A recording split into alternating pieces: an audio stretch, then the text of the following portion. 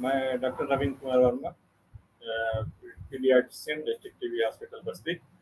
मैं आपको एक इंटरेस्टिंग टॉपिक के बारे में बता जा रहा हूँ, जो बच्चों में गैस्ट्रोएसोफेजियल रिफ्लक्स का बीमारी होती है।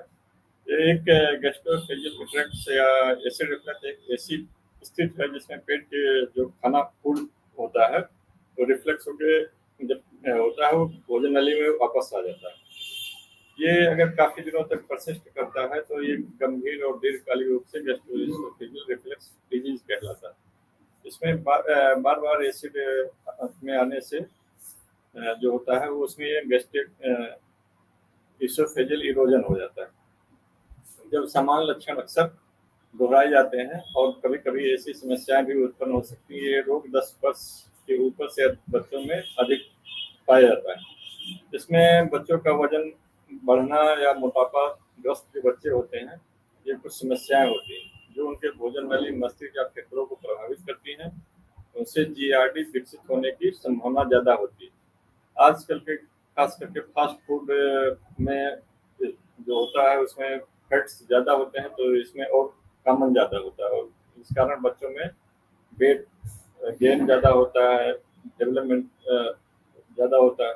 और जो फैट होता है उसके कारण एसिड जो होता है सिक्रीशन ज़्यादा हो, उसके कारण जब रिफ्लेक्स होता है तो हार्ट बर्न की समस्या, मुंह में खाना वापस आना, खट्टी डकार आना या उल्टी या छाती में दर्द, साथ साथ में भोजन जब हम निगलते हैं तो उसमें पेन होता है, डिस्फेजिया टाइप की होती है। ये अगर आपका बच्चा ऐसे लक्षणों के बारे में बात करने के लिए करता है तो देखिए कि क्या वो गर्दन या ठोड़ी में असामान्य गतिविधियां दिखाता है या सामान से अधिक चिड़चिड़ा है, या खाना खाने से इनकार कर रहा है, कम खा रहा है या अ, खराब विकास या वजन बढ़ने का अनुभव कर रहा है, तो ये जीआरडी के या गैस्ट्रोएसोफेजियल के लक्षण हो सकते हैं। जीआरडी का इलाज करने के कई तरीके हैं, जिसमें दवाओं का उपयोग है और आपके बच्चों की दैनिक आदतों में विभिन्न बदलाव कुछ परिवर्तन जीआरडी के लक्षणों को कम करने में कर सकते हैं। इसमें बच्चे की थोड़ी ऊंचाई पर से के साथ सोने देना, उन्हें बाईं तरफ सोने के लिए कहना और भोजन और बिस्तर के समय के बीच में पर्याप्त समय देना शामिल है।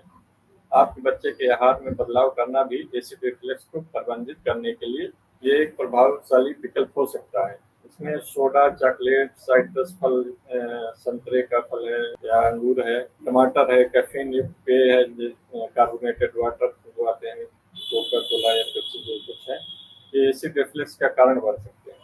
कोशिश करें कि आपका बच्चा इन खाद्यों का सेवन कम करे या ना करे।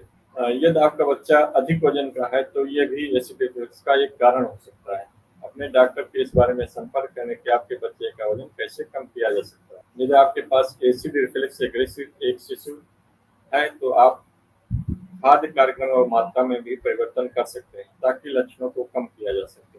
यदि अपने बच्चे को छोटे हिस्सों में अधिक बार भोजन करने की कोशिश करें। चावल के अनाज जोड़ने में खाने के वापस आने की संभावना को कम करने में मदद मिल सकती है, लेकिन इससे आपके शिशु के वजन में अनचाहा वृद्धि भी हो सकती है। यदि आप अपने बच्चे को बोतल से दूध पिलाते हैं तो सुनिश्चित करें कि बोतल के निप्पल में हवा न हो।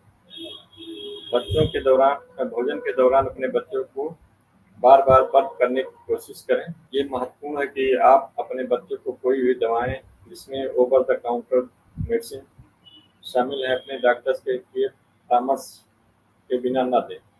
सामान्य एंटासिड आमतौर पर तब दिए जाते हैं जब आपके बच्चे को हल्के या मध्यम एसिड रिफ्लक्स या जीआरडी हो। यदि विशेष दवाएं जैसे प्रोटॉन पंप इनहिबिटर भी आपके डॉक्टर के द्वारा आपके बच्चों को जीआरडी के लिए दी जा सकती है और कभी कभी लंबे समय के लिए भी। यदि जीआरडी गंभीर है और दवाएं या जीवन शैली में बदलाव मदद नहीं करते हैं तो आपका डॉक्टर आपके बच्चे के लिए सर्जरी पर विचार कर सकता है। सारांश में जीआरडी एक लंबे समय तक चलने वाली पाचन तंत्र की क्रिया है जो आपके बच्चे को प्रभावित कर सकती है। इससे उनके जीवन शैली आहार में बदलाव करके अच्छी तरह से प्रबंधित किया जा सकता है, लेकिन कभी कभी दवाओं की भी आवश्यकता होती है। कुछ मामलों में सर्जरी की आवश्यकता पड़ सकती है। यदि आपके बच्चे को जीआरडी है तो नियमित रूप से आपके बच्चे के डॉक्टर के परामर्श करना महत्वपूर्ण है।